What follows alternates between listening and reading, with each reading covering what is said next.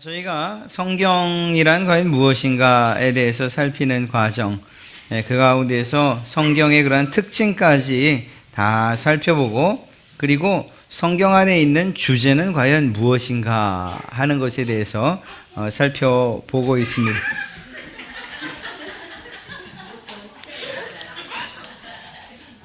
거기 앉아.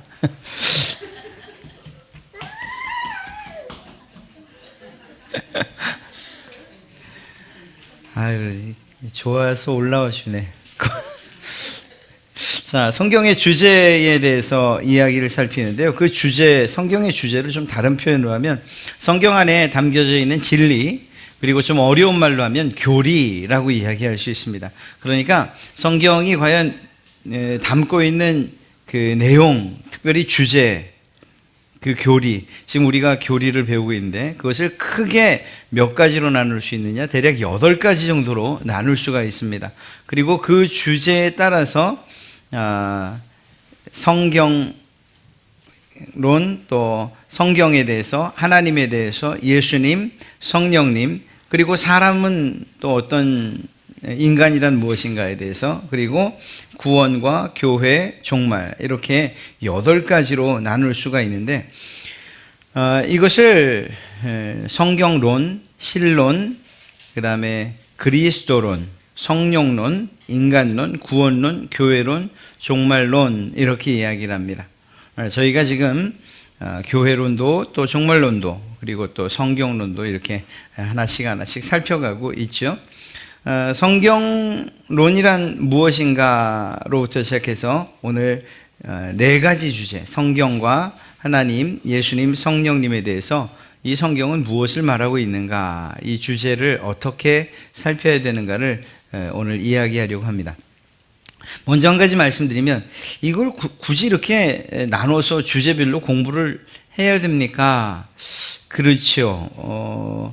우리가 이 신앙생활을 해나가는 데는 사실 이렇게 조직적으로 공부하는 것들이 특별히 의미가 없을 수는 있습니다. 그러나 이것들을 우리가 잘 공부를 해놓으면 마치 뼈대가 튼튼한 그러한 몸처럼 건강할 수가 있고 기초가 든든할 수가 있습니다. 그리고 이 말은 무엇인가 하면 지금 오늘날 같은 이러한 이단들이 활개를 치는 이러한 때에 이 8가지 주제에 대해서 우리가 명확하게 우리의 신앙을 다져놓으면 이 이단들로부터 우리 스스로를, 그리고 가정과 교회를 지키는 데에 매우 큰 유익이 됩니다. 어떤 면에서는 이러한 교리나 또 쉬운 말로 주제 혹은 진리에 대한 공부가 없었기 때문에 그러다 보니까 틀린 것과 그리고 바른 것을 구분하지 못한 채, 참과 거짓을 구분하지 못한 채 이단으로 넘어가는 일들이 많은 거죠. 들어갔다가라도 그것이 무엇이 잘못됐다 하는 것들을 깨닫고 빨리 돌이켜 나와야 하는데, 마치 미지근한 물에서 놀던 개구리가 점점 뜨거워지는 줄 모르고, 그리고 그곳에서 결국은 삶아져 버리고 그래서 죽고 마는 것처럼, 우리가 든든한 신앙과 신학을 가지고 있지 않으면, 그러면 우리도 알지 못하는 사이에 이단과 또 사슬들의 우리는 귀를 기울이고 결국 넘어지게 되는 이러한 일들을 겪게 될 것이라는 것입니다. 또 한 가지는 우리가 어떤 교회를 선택하거나 또 누군가에게 그 교회를 소개해야 할 그러한 상황이 올 때에 이런 것들이 정말 중요한 기준이 됩니다. 그래서 하나님의 말씀이 잘 바르게 전달되고 있는가, 아니면 하나님의 말씀과는 상관없이 그냥 세상 처세술과도 같은, 또 혹은 귀에 듣기 좋은 이야기들, 뭐 이런 설교인가, 이런 것들을 잘 구분해낼 수 있어요. 특히 요즘같이 방송 설교가 굉장히 많은 때에는 여러분들이 설교를 들으면서 모든 것들이 다 은혜다라고 그렇게 말할 것이 아니고, 오히려 그 말씀을 들으면서 이것은 이런 부분에서, 이것은 이런 부분에서 옳고 혹은 또 그러다 이렇게 판단할 수 있어야 되는 거죠. 우리가 이제 그런 생각을 하다 보면 우리가 어떻게 감히 목사님들의 설교를 판단하는가 이렇게 이런 생각 때문에 주저하게 되지만 그럼에도 불구하고 정말 하나님께서 기뻐하실 만한 그리고 인정하실 만한 말씀을 전하는 그러한 설교자들의 설교를 구분해내는 일은 우리 몫이고 그리고 중요합니다.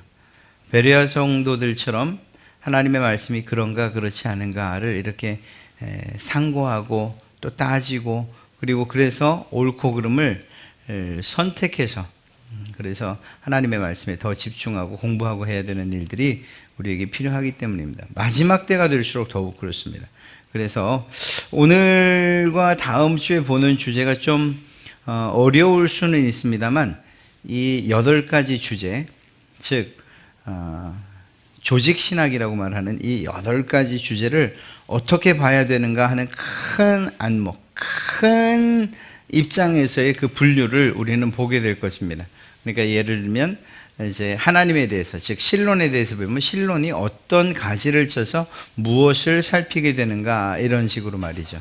이래서 어떻게 보면 의미가 있을 수도 있고 어떻게 보면 너무 딱딱할 수도 있고 또 한편으로 보면 이제 우리가 다시 이 신론이나 그리스도론이나 성령론을 우리가 하게 될 때 이게 그때 이렇게 나눠진 것들을 이렇게 공부하고 있구나 이렇게 아마 알게 될 것입니다. 자, 그런 면에서 성경, 하나님, 예수님, 성령님에 대한 4가지 주제를 오늘 개략적으로 한번 살펴보도록 하겠습니다. 첫째로 성경에 대한 교리인데요. 성경론이라고 말합니다. 저희가 지금 하고 있는 것이 바로 그것에 대한 공부이고요. 내용은 그것이죠. 이 성경은 성경에 대해서 무엇이라고 말하고 있는가 하는 거예요. 성경은 성경에 대해서. 자, 성경에 대해서 이야기할 때에 가장 중요한 것은 하나님께서 당신을 계시하실 때, 나타내실 때 이 성경을 통해서 특별한 방식으로 계시하셨다는 것입니다. 우리가 계속해서 이 계시에 대해서 말할 때 말씀드리지만 지금 이렇게 기도한다 또 성령주의자들의 내가 계시를 받았습니다 라고 말하는 이러한 계시, 이것은 그것이 100% 오류다라고 말할 수는 없으나 그러나 그럼에도 불구하고 그것이 옳다고도 인정할 수는 없습니다. 왜냐하면 이 계시에 대해서 이야기할 때 우리는 하나님이 어떤 분인가에 대해서 이 초점을 맞추고 또 그것을 기준으로 살펴야 되기 때문입니다. 그런 면에서 볼 때에 이 성경을 읽는 것을 통해서 우리는 무엇을 알게 되느냐? 하나님이 어떤 분인가에 대해서 알게 된다는 것이죠. 그런데 이때에 우리가 하나님을 알게 되는 것이 막연하게 하나님이 이런 분일 거야, 또 하나님이 이런 분일 거야 라고 추측하고 생각하는 것이 아니라 어느 정도는 정확하고 분명하게 알게 되는데 그 이유가 무엇인가?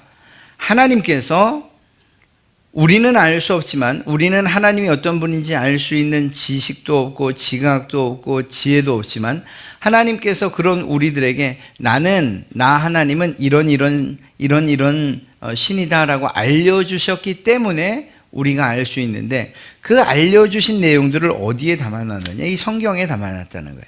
그래서 이 성경을 보면 우리는 하나님이 어떤 분인지를 알 수 있게 되는 거죠.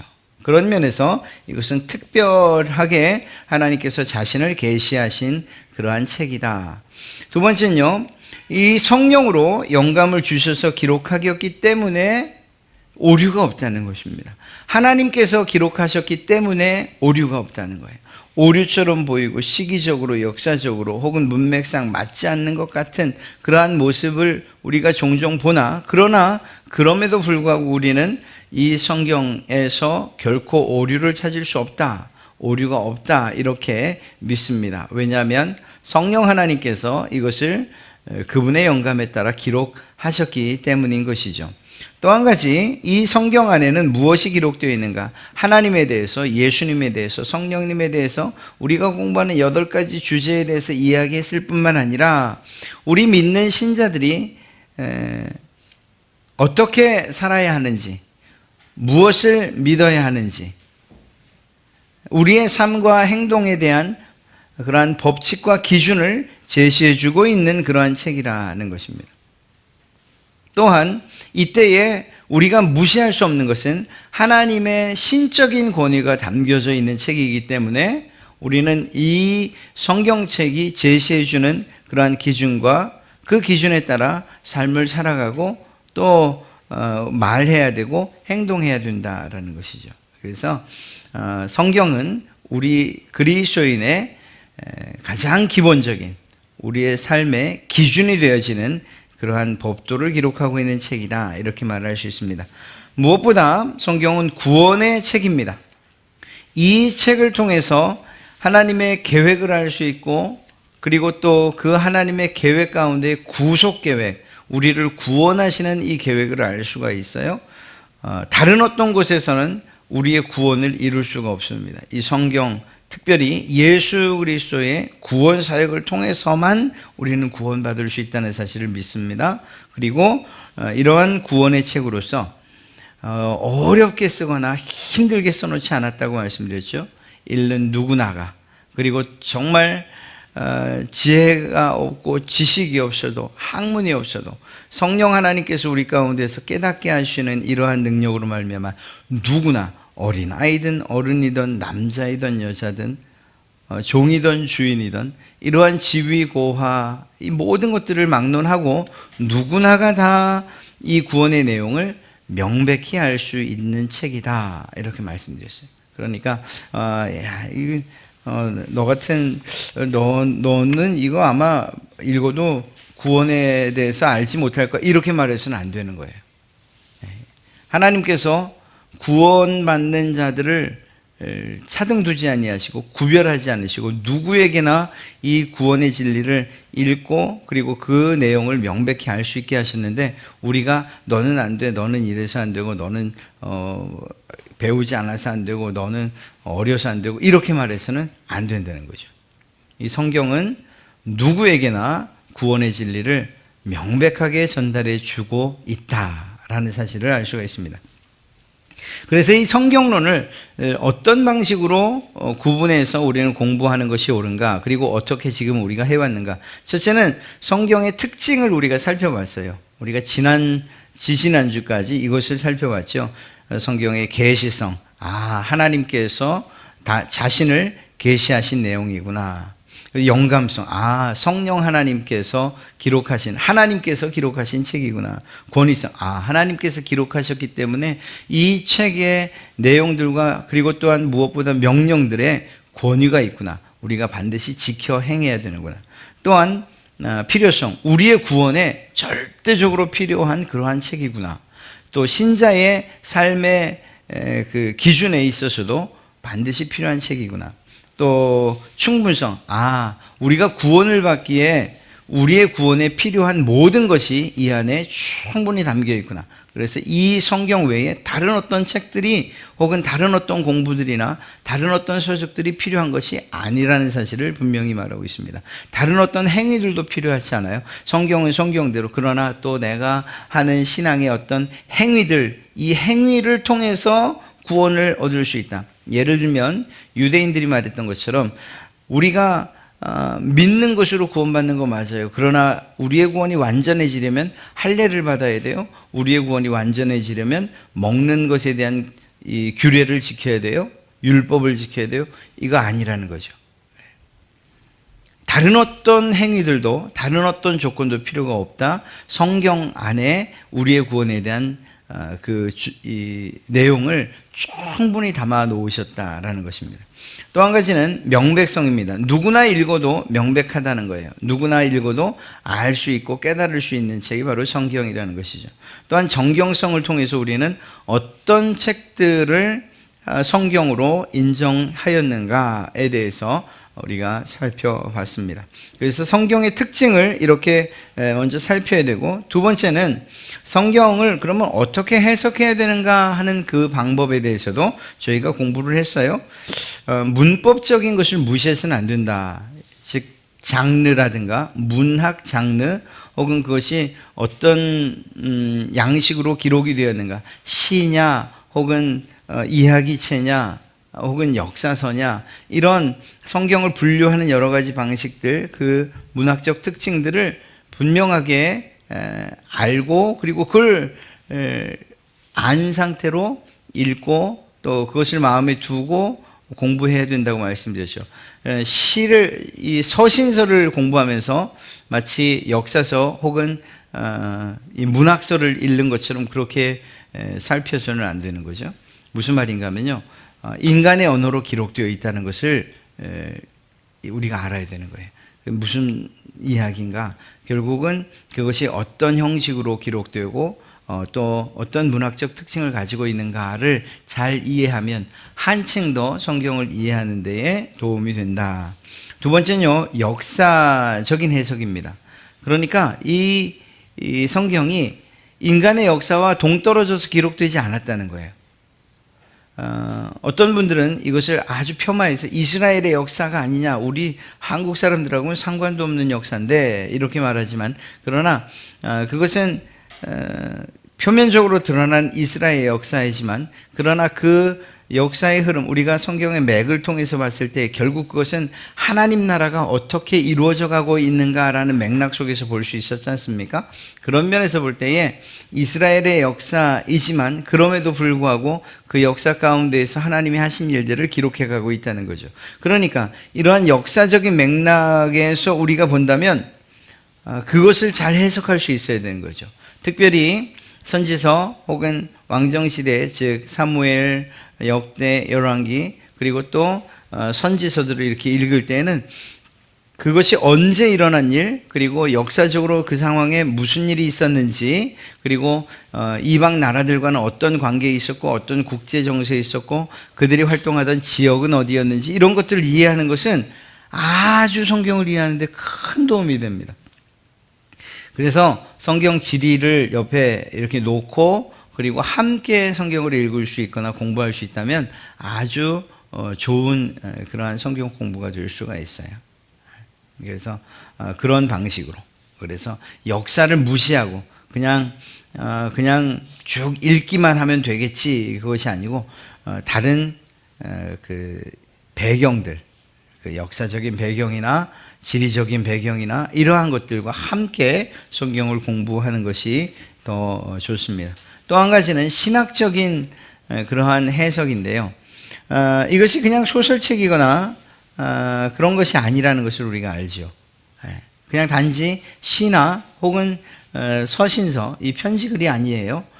지금 우리가 살피는 것처럼 이러한 8가지 주제라고 하는 신학적인 주제들이 담겨 있어요. 그러니까 그런 입장으로 성경을 봐야 되는 거죠. 특별히 구속사적 관점이라고 말한다면 이건 큰 신학적인 안경을 구속사라는 그러한 안경을 끼고 성경을 보자는 거예요. 그러면 창세기부터 요한계시록까지 그런 관점에서 예수 그리스도를 통한 구속의 관점에서 성경을 보게 돼요. 그렇게 되면 앞서 말씀드렸던 것처럼 창세기를 볼 때에도 그 안에서 우리는 예수 그리스도를 발견하게 되고, 아브라함 혹은 이삭의 사건, 모리아산에서의 그러한 사건, 역시 그 안에서 예수 그리스도를 발견해요. 요셉의 사건을 통해서도 그 안에서 예수 그리스도를 발견하게 되는 거예요. 그래서 구속사적인 관점으로 보겠다 그러면 그런 방식으로 이렇게 해서 신학적인 관점에서 볼 수 있어야 되는 거라는 것. 그리고 이 8가지 주제 또한 그렇게 구분되어서 또는 이것들이 통합적으로 볼 수 있는 그러한 눈과 그러한 생각들이 우리에게 있어야 된다는 것이죠. 이렇게 해서 성경론을 지금 우리가 공부하고 있는데 이런 관점에서 공부하고 있고요. 또 다음 주부터는 그렇다면 우리가 성경을 어떻게 읽고 어떻게 대해야 하는가 하는 실제적인 그러한 이야기들을 우리가 다시 다루게 될 것입니다. 다음 주부터죠. 두 번째는 하나님에 대한 신론, 신론에 대한 이야기인데요. 성경은 하나님의 성품과 사역에 대해서 무엇이라고 말하는가, 이러한 주제입니다. 그러니까 성경을 읽으면서 하나님은 과연 어떤 분이신가, 하나님은 어떤 성품을 가지고 계시고 어떤 계획을 가지고 계시고 어떤 일을 하시는가에 초점을 맞춰서 성경의 내용들을 정리해서, 그래서 하나님에 대한 그러한 그 내용들을 이렇게 공부하는 것, 그것을 신론이라고 이야기합니다. 첫째는 하나님의 존재에 대해서 먼저 그 이름에 담겨진 그 뜻과 불려지는 이름과 그 뜻을 통해서 하나님은 어떤 분이신가 하는 것을 알 수가 있습니다. 하나님의 이름이 엘이라고 그렇게 불려집니다. 이 강하다라는 그러한 의미를 가지고 있고요. 그런 면에서 엘로힘, 두려워해야 할 분, 엘yon, 높은 분, 엘로이, 감찰하시는 분, 엘샤다이, 전능하신 분, 전능하신 하나님, 엘올람, 영원하신 하나님, 엘차이, 살아계신 하나님, 엘리온, 가장 높으신 하나님, 엘칸나, 질투하시는 하나님. 이렇게 하나님의 성품들, 하나님이 어떤 분인가를 그분의 이름을 통해서 그분의 존재를 우리가 알 수 있지요. 어떻게 불려지느냐에 따라서 이런 분이시구나. 또 하나님의 이름을 여호와라고 그렇게 부르기도 합니다. 이 하나님의 이름이 여호와로 우리는 부릅니다. 여호와 이레, 공급하시는 하나님, 여호와 라파, 치유하시는 하나님, 여호와 니시, 승리하시는 하나님, 여호와 샬롬, 평화이신 하나님, 여호와 체바오트, 만군의 주 하나님. 여기서 군은 그 군대를 이야기하죠. 만군의 주 하나님, 여호와 삼마, 거기 계신 하나님, 여호와 치케누, 의가 되시는 하나님. 그래서 이러한 하나님의 이름을 통해서 하나님이 이런 분이시구나, 의로우신 분이시구나, 고치시고 치료하시는 분이시구나, 우리의 필요를 공급하시고 채우시고 예비하시는 분이시구나. 하나님은 그분이 평화를 원하시는 그러니까 그 평화로우신 하나님이시구나 하는 이러한 것들을 알게 되는 거죠. 또 다른 이름은 이 아도나이라고 하는 이름이 있는데요. 이것은 이스라엘 사람들이 하나님의 이름을 부르기를 매우 꺼려하죠. 왜냐하면 그 하나님의 이름, 그 높으신 이름을, 귀한 이름을 우리 사람의 입으로 발음하는 것 자체에 대한 그런 두려움을 가지고 있었어요. 그래서 여호와라고 그렇게 부르지 않고 오히려 아도나이라는 이러한 표현들을 써서 이야기합니다. 통치자, 주인이라는 뜻을 가지고 있고요. 예수님께서도 말씀하셨던 것처럼 이건 우리나라의 아빠라고 하는 그러한 표현과 같은 단어이고, 케도시 이스라엘, 거룩하신 분, 이러한 등등 이름을 가지고 있습니다. 그러니까 그분의 이름을 살피면 그분이 어떤 분이시구나 하는 것을 우리가 알 수 있게 되는 거죠. 또 하나님의 성품에 대해서는 그 아래를 먼저 보면서 다시 말씀드리겠습니다. 실로는 크게 하나님이 어떤 분이신가 하는 존재와 하나님이 하시는 일은 무엇인가, 이 두 가지로 이제 나눠집니다. 그래서 먼저 하나님이 어떤 분이신가를 살필 때 하나님의 명령, 하나님이 어떤 명령을 하시는가를 통해서 그 하나님이 어떤 분이신가를 알 수 있게 되는 거죠. 또 한 가지는 하나님의 성품을 통해서, 앞서 말한 것처럼 이름을 통해서 알 수 있는 것처럼 하나님의 성품을 통해서 그 하나님이 어떤 분이신가를 알 수 있게 되는 거예요. 또 하나님의 존재는 어떤 방식으로 존재하시는가, 삼위일체의 방식, 즉 하나님과 예수님과 성령님, 그래서 성부 하나님, 성자 하나님, 성령 하나님, 이 세 분이 한 분이시나 그러나 다른 위로 존재하시는, 이러한 사실 우리로서는 이해하기 힘든 그러한 방식으로 하나님은 존재하신다는 것. 특별히 하나님의 성품을 이야기할 때에 지금 이 줄이 틀려졌는데요, 공유적 성품과 비공유적 성품, 이렇게 나눌 수 있습니다. 이건 뭔가 하면 하나님의 성품 가운데 우리 사람이 공유하고 있는 그런 성품이 있는가 하면 하나님에게만 해당되는 그러한 성품이 있다는 거예요. 비공유적 속성은 자존성입니다. 독립성이나 자충적성. 그러니까 무슨 말인가? 스스로 계신 분이라는 거예요. 하나님은 스스로 우리는 스스로 있나요? 아니죠. 우리 사람은 스스로 있는 존재가 아니에요. 애초부터 하나님이 만드신 존재예요. 그런 면에서 볼 때 우리는 하나님의 이러한 성품은 공유할 수가 없어요. 그래서 비공유적 속성이라 이렇게 이야기를 합니다. 또 불변성. 우리가 이 불변성이 우리 인간의 성품이나 속성 가운데 하나인가요? 아니죠. 우린 점점 변해가잖아요. 우리의 마음도 변해가고 몸도 변해가요. 그러나 하나님은 조금의 변함도 없으셔요. 그래서 이것 또한 비공유적 속성이다. 그 다음에 무한성입니다. 영원성과 편재성. 편재성이라는 건 어느 곳에나 계신다는 그런 의미예요. 영원히 계시고 어느 곳에나 계시는. 그러나 우리 인간은 그럴 수가 없죠. 내가 이곳에 있으면 동일한 시간에 저곳에 있는 일들은 있을 수가 없어요. 편재성도 안 되고, 영원성은 그건 뭐 사실 말이 안 되고, 저희는 80년, 100년, 길어야 100년 조금 더 사는 인생이잖아요. 영원성을 논할 수가 없어요. 그러니까 이 무한성, 영원성과 편재성은 바로 하나님에게만 하나님의 속성, 하나님만의 그러한 속성이라고 이야기할 수 있는 거죠. 단일성도 마찬가지입니다. 통일성과 단순성. 공유적 속성도 있어요. 하나님은 전지하셔요. 우리가 하나님처럼 모든 것을 알 수 없지만 우리에게도 지혜와 지식이 있죠. 또 진실하셔요. 우리가 하나님만큼 완전히 진실하진 않지만, 그러나 어느 정도 진실할 수 있어요. 하나님의 선하심을 닮아 살아갈 수 있어요. 또 긍휼하심도 사랑도 우리에게 조금, 하나님과는 비교할 수 없지만 그래도 조금 가지고 있어요. 의로움도 그렇고 거룩함도 그래요. 그러나 이것은 하나님 편의 속성이에요. 하나님의 성품이에요.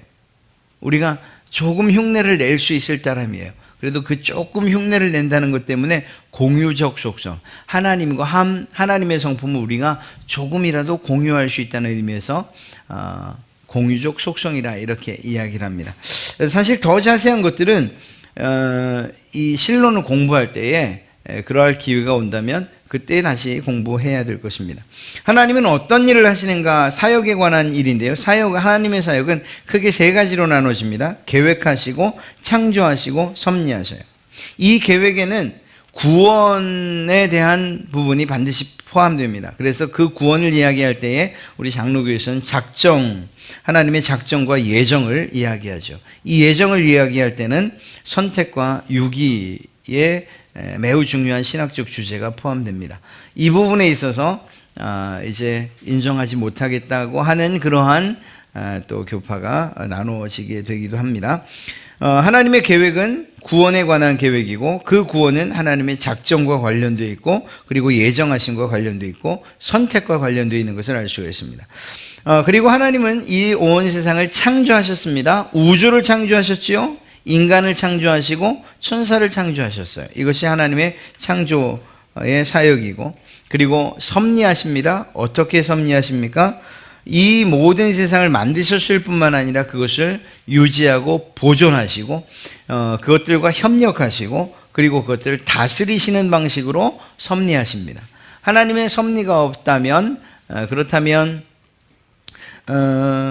이 만들어진 피조 세계가 유지되거나 보존되는 일, 그리고 하나님의 통치 아래에서 정말 평화를 누리고 그분의 다스림 가운데에 있는 이러한 일들은 결코 있을 수가 없을 것입니다. 그래서 하나님의 사역을 이야기할 때는 그분의 계획하심, 그리고 창조하심, 섭리하심, 이렇게 세 가지로 나눌 수가 있습니다. 그럼 예수님에 대해서 우리가 다시 한번 또 그리스도론이라는 그러한 공부를 할 때는 어떤 방식으로 하는가를 살펴보면, 성경은 예수님에 대하여, 특히 구원 사역에 대해서 무엇을 말하고 무엇이라 말하는가. 자, 기독론이라는 것을 두 가지로 먼저 나누어 공부해야 됩니다. 예수 그리스도의 인격과 예수 그리스도의 사역. 앞서 이 하나님에 대해서도 우리가 하나님의 존재와 사역으로 나눴던 것처럼 예수님도 역시 예수님의 인격과 예수님의 사역을 나누어 볼 수 있습니다. 예수님의 인격은 그 이름과 본질과 신분으로 또다시 나눠지고요. 그 이름은 예수, 그리스도, 주, 하나님의 아들 등 그분이 불려진 이름에 담겨진 뜻을 통해서 그분이 어떤 분이신가, 그분은 어떤 인격을 가지신 분인가 하는 것들을 알 수가 있죠. 그분은 우리와 함께 거하기를 원하시고, 그분은 우리의 구세주이시고 우리의 구원자이시고 메시아이시고 그리고 우리의 주인이 되시고 그러면서 하나님의 아들 되신 하나님이다, 예수님이시다. 이러한 사실들을 우리가 그분을 무엇이라고 부르는가를 통해서 그분이 가지고 있는 인격을 알 수가 있죠. 예수님의 본질, 그리스도의 본질은 비록 몸이나 인간의 몸을 가지고 있는, 그래서 완전한 인성을 가졌으나 그러나 동시에 완전한 신성을 가신, 그래서 신성과 인성에 동등하게 그것을 완전히 그리고 동등하게 취하시는 분이시라는 것을 알 수가 있습니다. 이것을 혼동하면은 안 됩니다. 그래서 예수님은 하나님의 아들이다, 즉 신이다. 그러나 인간은 아니다. 혹은 반대로 예수님은 인간이시다. 그러나 하나님의 아들은 아니다. 라고 할 때에 이 문제들이 계속해서 생기고, 실제로 종교 사회에 있어서도 이러한 문제들이 매우 큰 주제로 다루어졌던 때가 있습니다. 그러나 우리 개혁주의 그리고 또 우리가 믿는 이 신앙은 예수 그리스도에게는 완전한 신성과 완전한 인성이 있으신 분이라는 이러한 믿음을 고수합니다.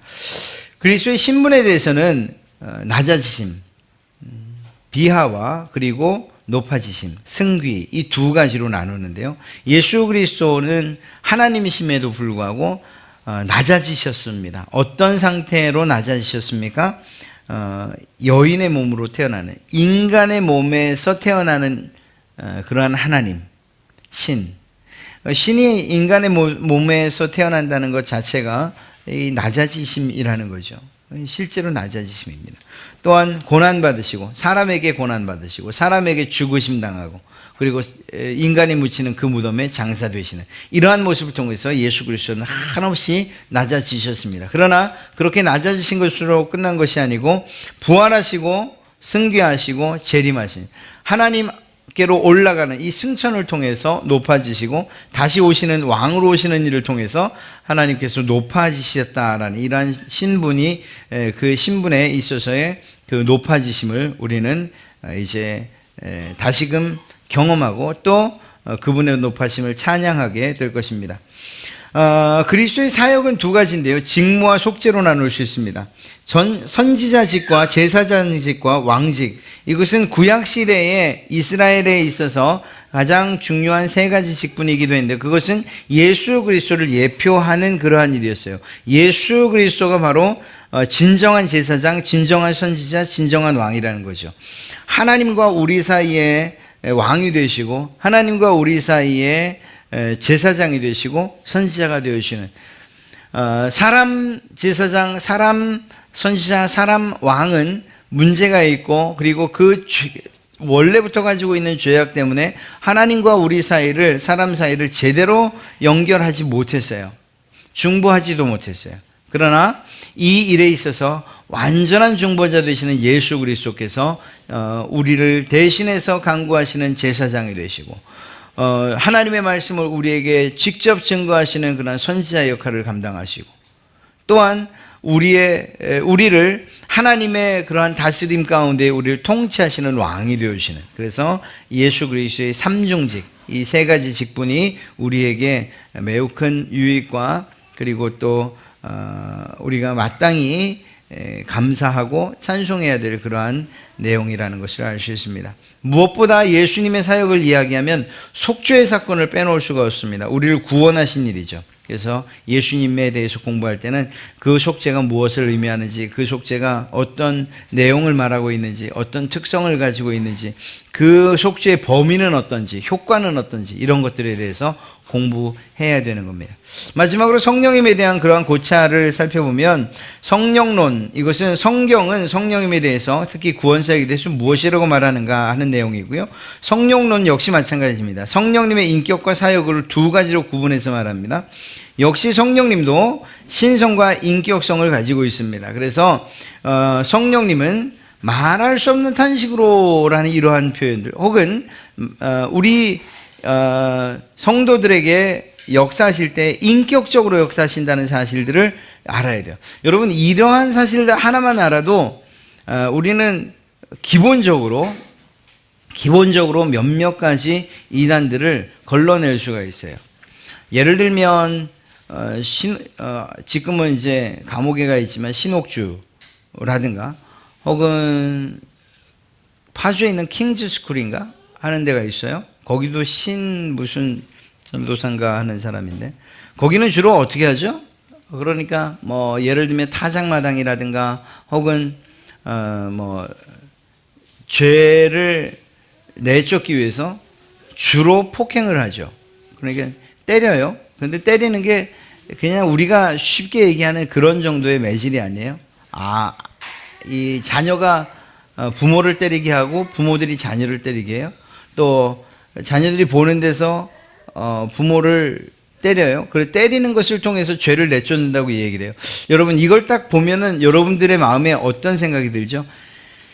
이런 생각이 들어야 돼요. 하나님은 우리에게 역사하실 때 매우 인격적으로 역사하신다, 일하신다고 하는데 과연 이게 정상적이고 인격적인가? 따져서 아니면 아니라고 분명히 이야기할 수 있어야 되는 거예요. 그걸 보고 어떻게 인격적이라고 말할 수 있어요? 그렇지 않습니까? 그러니까 우리가 이런 부분들, 아주 간단한 부분 같지만 성령님은 우리에게 역사하실 때 인격적으로 역사하십니다 라는 이 한 가지만 우리가 잘 알고 있어도 그래도 수많은 그러한 이단들을 걸러낼 수가 있다는 거예요. 성적인 부분들도 마찬가지예요. 얼마나 이단들이 이 성에 대해서 유혹을 하고 그리고 그것들을 정말 교주가 이용해 먹으려고 합니까? 그러나 그러한 것들을 한 가지 한 가지 생각해도 무엇을 우리가 떠올리면 되는가?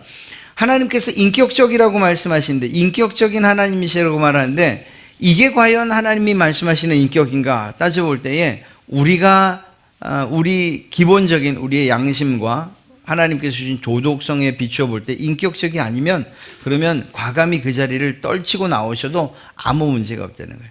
여러분이 어느 교회를 가셔도 마찬가지예요. 정말 인격적으로 어떤 모욕적인 일을 당할 만큼의 그러한 일이 생겼다 교회 안에서 그러면 1차적으로 재고를 하셔야 돼요. 사실은 말씀을 전하는 데 있어서도 이 부분들은 반드시 적용이 돼야 돼요.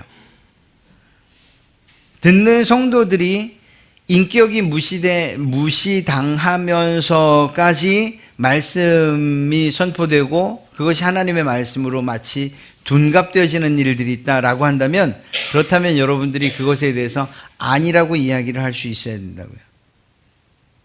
하나님은 그만큼 우리에 대해서 인격적으로 대하시는 분이시기 때문에 그래요. 이 사실들을 생각하시려면 지적으로나 감정적으로나 의지적으로 일하시는 분이라는 것을 알아야 돼요. 그 다음에 성령님의 사역 마지막으로 살펴보면 성령님은 단독적으로 역사하지 않으십니다. 즉 다시 말해서 우리는 성령님이 무엇인가 전달하고 싶으신 것이 있을 때 우리에게 나타나시겠지. 그렇게 되면 어떤 결과가 나타나는가 하면 성령님의 사역을 오해하면 마치 점쟁이처럼 혹은 우리가 점치는 것처럼 성령님 내가 오늘 무슨 일을 해야 될까요? 어느 쪽으로 가야 될까요? 묻는 이런 어처구니 없는 일들이 일어나요. 성령님이 하시는 일들이 그런 일들이 아니고 성경에서도 주님께서도 말씀하셨던 것처럼 성령님이 하시는 일은 예수님께서 과연 무슨 일을 하셨고 어떤 말씀을 하셨는지를 우리에게 생각나 알게 하신다니까요. 성령님의 사역은 단독적이라고 말할 수 없어요. 그런 의미에서는 성령님은 예수님의 하신 그 구원 사역을 여러분들에게 적용시키셔요. 그래서 하나님의 말씀이 이해되게도 하시고 옛날 2000년 전 말씀하셨던 예수 그리스도의 말씀이 우리에게 들려지고 성경 말씀을 통해 들려질 때 그것들이 믿어지게도 하시고 깨닫게도 하시는, 그래서 예수님의 사역과 분리될 수 없는 것이 성령님의 사역인 거예요. 성령님은 인격적이시고 그리고 성령님은 예수님의 사역을 이어서, 예수님에 대한 사역을 이어서 우리에게 전달해 주고 계신다는 것을 꼭 기억하셔야 됩니다. 그런 면에서 신자 개인에게도 적용되고 혹은 교회 공동체에 혹은 세상에 대해서 일하시는 이러한 모습들을 보이십니다. 즉 개개인에게도 성령님이 역사하셔서 때론 위로하시고 힘을 주시고 때로는 깨닫게도 하시고, 때로는 우리 가운데에 권면도 하시고 꾸중도 하시고, 그래서 우리가 바른 신앙을 갖게끔 하시는 이 일 성령님이 하시는 거예요. 그래서 예수님께서 이루신 그 십자가 구속의 사역, 여러분이 내가 정말 믿음이 대단해, 내가 예수님이 날 위해 죽으셨다는 걸 내가 이렇게 믿을 수 있다니 이렇게 생각하시지만, 그러나 여러분이 믿게 된 그 이유, 믿을 수 있게 된 그 이유는 무엇이냐? 성령님께서 여러분에게 깨닫게 해 주셨기 때문에 믿을 수 있다는 거예요. 그래서 그것을 성령님의 사역이라고 우리는 이야기하는 것입니다. 이러한 성령님의 사역이 없이는 우리는 결코 예수 그리스도께서 이루신 구원의 사역을 우리가 이해할 수도 없고 깨달을 수도 없다는 것을 알아야 됩니다. 이렇게 해서 성령님의 사역들이, 예수님에 대한 그 사역들을 우리에게 전달하시고 깨닫게 하시는 이러한 사역들이 신자 개인에게도 적용되고 교회 공동체에도 함께 적용이 되고, 또한 뿐만 아니라 이 온 세상에도 믿는 모든 성도들에게 이 성령님께서 일하시는 이러한 사역들이 적용되어진다는 것을 아셔야 돼요. 또한 믿어야 됩니다. 그래서 나 한 명에 대한 위로로 끝날 것이 아니고, 이 세상이 정말 하나님께서 기뻐하지 않는 방식으로 또 하나님을 대적하는 그러한 방향으로 흘러간다 하더라도, 그래도 온 우주 가운데 하나님이 통치하시고 계시고 그 하나님의 통치에 따라서 성령님이 역사하고 계신다는 이러한 사실들을 우리는 믿기 때문에 끊임없이 그 사실들을 기도하는 거죠. 그런 거예요. 그래서 이렇게 성령론에 대해서는 이런 방식으로 공부가 되어져야 되는 거죠. 우리 다음 주에는 우리 사람에 대한, 인간, 그리고 우리의 구원은, 또 우리 교회는 어떠해야 되는가, 마지막 때는 어떤 일이 있는가, 이것들을 어떤 방식으로 공부해야 되는가에 대해서 오늘처럼 이렇게 간략하게 좀 살펴보도록 하겠습니다.